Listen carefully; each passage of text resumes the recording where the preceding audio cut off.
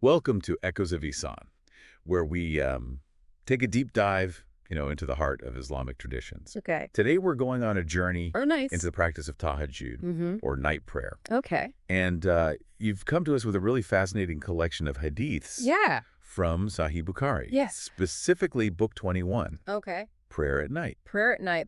It's like having a treasure map It is, right. to spiritual riches. Yeah. It is indeed. So, Sahih Bukhari is considered one of the most authentic collections Mhm. of the Prophet Muhammad's peace and blessings be upon him, sayings and actions. Right. And this particular book offers profound insights Yeah. into this special practice. Okay, so for our listeners who might not be as familiar, Yeah. what makes Sahih Bukhari so important within Islamic scholarship? Well, it's all about the chain of transmission. Okay, The Hishay Isnad. okay. Each hadith in Sahih Bukhari has been meticulously traced back to the Prophet, peace and blessings be upon him, through a chain of reliable narrators. Uh-huh. Imam Bukhari, the compiler, was incredibly thorough in his research, Wow. traveling extensively Mm-hmm. and scrutinizing thousands of hadiths to ensure their authenticity. Yeah. That's why it holds such a high position among scholars Right. and is revered by Muslims worldwide. That's amazing. Yeah. So it's not just what the Prophet, peace and blessings be upon him, said, Right. but the meticulous care taken to preserve his words across generations. Exactly. Wow. And because of that, we can trust that these hadiths offer a genuine window into his life teachings and practices. That's a perfect foundation for our Yes. deep dive. Absolutely. So let's start unpacking the very essence of Tahajjud. Okay. What makes it so powerful? Tahajjud is more than just a prayer. Right. It's a conscious choice to rise above sleep, Mm-hmm. to break free from the slumber of the world, Mm-hmm. and connect with the divine in the stillness of the night. Yeah. It requires a certain level of sacrifice and dedication, which is why it's considered such a powerful act of worship. Just like a spiritual rebellion against our natural desire to sleep. You could say that. Okay. It's about overcoming the inertia of our physical bodies Mm-hmm. and aligning ourselves with a higher purpose. Right. And the rewards, as we'll see in the hadiths, are profound. Okay. I'm already intrigued. Good. Now we have Hadith 221, where Ibn Abbas describes the Prophet's peace and blessings be upon him supplication during Tahajjud. Okay. Can you walk us through this prayer and what it reveals about the essence of this practice? Absolutely. Okay. This hadith is like a window into the Prophet's peace and blessings be upon him heart. Okay. His supplication begins by acknowledging Allah's greatness, praising him as the Lord of the heavens and the earth, Right. Lord of everything that exists. There's this deep sense of awe and reverence right from the start. It's like he's setting the stage for a truly intimate conversation with the divine. Precisely. Wow. And then he moves on to expressing his complete reliance on Allah. He acknowledges that his guidance, his sustenance, his life and his death are all in Allah's hands. Mm-hmm. This surrender is a key theme throughout the prayer. It's a beautiful reminder that we're not in control, Yeah. that we ultimately belong to something greater than ourselves. Exactly. Yeah. And after acknowledging Allah's power and his own surrender, he seeks refuge in Allah. Okay. He asks for protection from the evil of himself and the evil of every moving creature, Right. reminding us that even as we strive for closeness to God, Mm-hmm. there are forces that might try to pull us away. It's like acknowledging the spiritual battles we face, Right. even in those quiet moments of prayer. It's a reminder to be vigilant Yeah. and seek Allah's protection constantly. And finally, he ends with a plea for forgiveness. Okay. He asks forgiveness for his past sins, Uh-huh. for the sins he might commit in the future, Mm. and for any act that he might have done out of ignorance or negligence. So it's about recognizing our imperfections, Yes. our human fallibility, Yeah. and seeking Allah's mercy. Exactly. Wow. This supplication, even in its brevity, encapsulates the essence of Tahajjud. Okay. It's a combination of awe, surrender, seeking refuge, and a constant yearning for forgiveness and purification. Right. It's a model for us to follow, to emulate in our own night prayers. What I find so fascinating is how this prayer echoes the themes of Ihsan, Yes, striving for excellence in our relationship with Allah as though we see Him. absolutely. Wow. Tahajjud is a profound expression of Ihsan. Okay. It's about making a conscious effort to connect with Allah in a deeper way, Right. to seek His presence in the stillness of the night. So it's not just about the words we say, Right. but the intention and the state of our hearts as we pray. Precisely. Wow. And this brings us to another important aspect of Tahajjud. Okay. Consistency. Right. You see, the power of this prayer lies not just in a single act, but in the habit of returning to it night after night. It's like building a spiritual muscle through repeated effort and dedication. Exactly. Wow. And it's not always easy. Right. There will be nights when our sleep feels too heavy, when our bodies ache, when our minds are filled with distractions. Right. But the commitment to showing up, to making that effort, even when it's challenging, is what truly strengthens our connection with the divine. I'm already feeling inspired to try this myself. Okay. Now, can we talk about the timing of Tahajjud? Sure. I know it's specifically linked to the night, Yeah. but is there an ideal time within that window? Traditionally, the last third of the night is considered the most blessed time for Tahajjud. Okay. This is the time when, according to many scholars, Allah descends to the lowest heaven and calls out to his creation, Wow. asking who will invoke him so that he may respond, Yeah. who will seek forgiveness so that he may forgive. Wow. It's a time of immense spiritual potency. That's a powerful image. It's like a divine invitation to connect during a time when the veil between us and the divine feels thinner. Exactly. Yeah. But remember, while the last third of the night is ideal, Right. it's more important to find a time that works for you Okay. and that you can maintain consistently. So it's about finding that balance between the ideal and the practical. Exactly. Striving for the best time, but not letting that become a barrier to actually doing the practice. Precisely. Even if you can't manage the last third of the night every time, Right. waking up even for a short period before Fajr and offering a few rakats with sincerity and presence can be incredibly rewarding. That's good to know. Yes. Now, I'm curious to explore the connection between Tahajjud and our aspirations. Okay. I'm thinking of Hadith 2:222. I mean, The story of Salim's father's dream and the Prophet's peace and blessings be upon him interpretation. right? It seems like there's a deeper message there about how this practice can guide us towards our goals. Can you remind us of the details of this hadith and what makes it so relevant to our discussion? Of course. Okay. In this hadith, Salim narrates that his father saw a dream and went to the Prophet, peace and blessings be upon him, to ask for its interpretation. Okay. Now, in the Islamic tradition, dreams can hold significant meaning. Right. They can be messages from Allah, warnings, or even glimpses into our own subconscious desires. Wow. The Prophet, peace and blessings be upon him, would often interpret dreams for his companions, Oh, cool. offering them guidance and insight. So dreams were seen as a potential source of spiritual guidance, not just random images flashing through our minds. Exactly. Wow, that's fascinating. And in this particular dream, Salim's father saw himself performing tahajjud in a mosque. Okay. When he described this to the Prophet, peace and blessings be upon him, he replied, "Then stick to night prayer, for you are a good man." This interpretation is fascinating because it suggests that the dream itself was a sign of Salim's father's good character and his inclination towards righteousness. So the act of performing tahajjud in the dream was symbolic of his inner goodness and his potential for spiritual growth. Precisely. Okay. And the Prophet, peace and blessings be upon him, encouraged him to stick to night prayer, Right. suggesting that this practice would further enhance his good qualities and bring him closer to Allah. It's like tahajjud is presented as a key to unlocking our spiritual potential Exactly. to becoming the best versions of ourselves. Exactly. Wow. And this hadith offers a powerful message for all of us. Okay. It suggests that tahajjud can be a means of aligning ourselves with our highest aspirations, Right. with our desire for goodness and closeness to Allah. It can be a source of guidance, clarity, and strength as we navigate the challenges and uncertainties of life. That's such a beautiful perspective. Thank you. It makes me think about the times in my own life when I've felt lost or uncertain. Yeah. Maybe incorporating tahajjud could offer that sense of direction and connection I've been seeking. It's certainly worth exploring.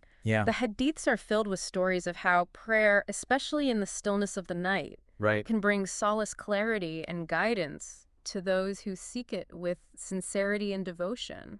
This is all so fascinating. Yes, it is. I think we've covered a lot of ground already. We have. We've explored the essence of tahajjud, the importance of consistency, the significance of its timing, and how it can connect us to our deeper aspirations. Absolutely. Wow. It's been a rich exploration so far. It has. And we've only just scratched the surface of what these hadiths have to offer. That's what makes this so exciting. Yeah. I can't wait to delve into more of these insights and see what other gems we uncover. I know, me too. Yeah. Welcome back to our exploration of Tahajjud. It's amazing how much depth there is to this practice. Yes. We've already uncovered so much about the essence of Tahajjud, its power, and how it can guide us towards our aspirations. Right. But now I'm really curious to learn more about the Prophet's peace and blessings be upon him personal practice. What can his example teach us about incorporating Tahajjud into our own lives? That's a wonderful question. And you're right, the Prophet's peace and blessings be upon him example is the best guide we have. Okay. The hadiths offer us glimpses into his dedication and the way he approached this practice. Right. And they reveal some really fascinating insights. I'm all ears. What specifically stands out to you in these hadiths? Well, one of the first things that strikes me is his consistency. Okay. Across multiple hadiths, we see this recurring theme of the Prophet, peace and blessings be upon him, consistently waking up for Tahajjud, night after night. For example, in Hadith 223, Aisha, may Allah be pleased with her, describes how he, peace and blessings be upon him, would pray 11 rakats. Wow, 11 rakats. Prolonging his prostrations, reciting long verses, fully immersed in his prayer. That's a significant commitment, especially considering he had so many other responsibilities as a leader, a teacher, a husband, and a father. Exactly. It shows a level of dedication that's truly inspiring. Wow. And it wasn't just about the quantity, it was about the quality of his prayer. Okay.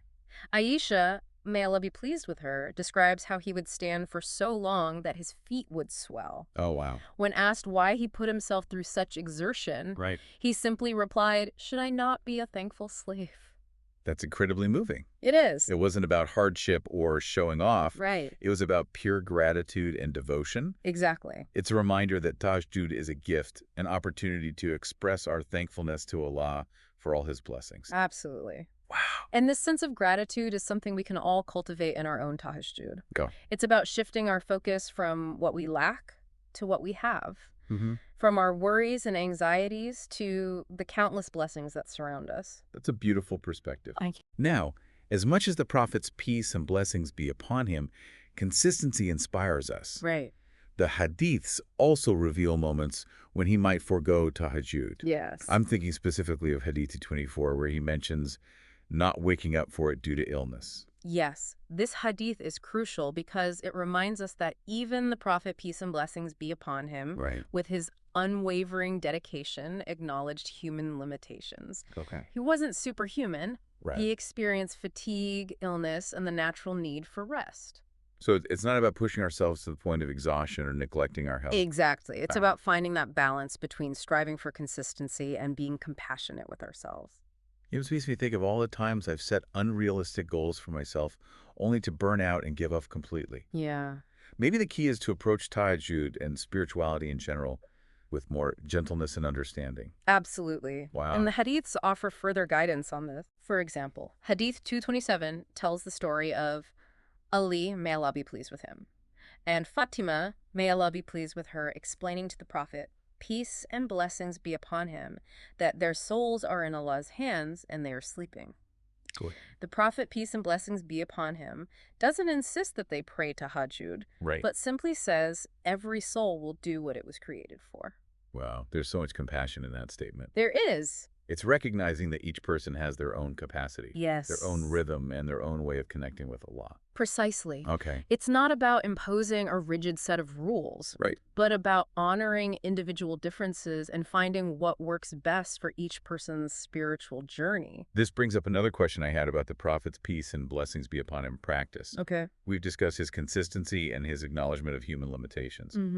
But were there specific times, apart from illness, when he might choose not to pray Tahajjud? Yes, the hadiths do offer insights into other situations where he might forego it. For instance, in Hadith 24/7, it's narrated that the Prophet, peace and blessings be upon him, once led the morning prayer after traveling all night, choosing to rest rather than pray Tahajjud. That makes sense after an exhausting journey prioritizing rest. Seems like the wisest choice. Exactly. Oh, yeah. It reinforces the idea that our physical well-being is important. Right. And that Islam values balance and moderation. And this concept of balance seems crucial, Yeah. especially when it comes to something as demanding as waking up for tahajjud consistently. I imagine it can be quite challenging to maintain over time. You're absolutely right. Yeah. And that's why it's so important to approach Tahajjud and really any spiritual practice with a sense of realism and sustainability. Okay. The hadiths themselves caution against pushing ourselves to the point of burnout or making optional practices feel obligatory. So are there any specific hadiths that offer guidance on finding this balance, on navigating the potential challenges of incorporating tahajjud into our lives? Yes, there are several that offer really helpful insights. For instance, Hadith 228 narrates that the Prophet, peace and blessings be upon him, used to love to prolong his prayers. But he would shorten them out of consideration for his followers. Okay. He didn't want to burden them with something they might find difficult to maintain. That's remarkable. It is. He was so mindful of the impact his actions would have on others. Exactly. Wow. He understood that true spirituality isn't about pushing ourselves to the limit, Right. but about finding a path that's sustainable and nourishing for both ourselves and our community. It's a beautiful reminder that compassion and consideration for others should be at the heart of our spiritual practices. Absolutely. Wow. And this emphasis on balance is further reinforced in Hadith 251a. Okay. The story of Zainab, the wife of Ibn Masud, may Allah be pleased with them both. Okay. She used to tie a rope to the ceiling to support herself during her long prayers. She was worried about falling asleep. That shows a lot of dedication, but I can also see how it could become unsustainable over time. Exactly. And the Prophet, peace and blessings be upon him, upon learning about this, gently advised her against it, saying, pray as long as you feel active and sit down when you get tired. That's such a simple yet profound teaching. That is. It's about honoring our bodies and recognizing that prayer shouldn't be a test of endurance, but a source of connection and rejuvenation. Precisely. Okay.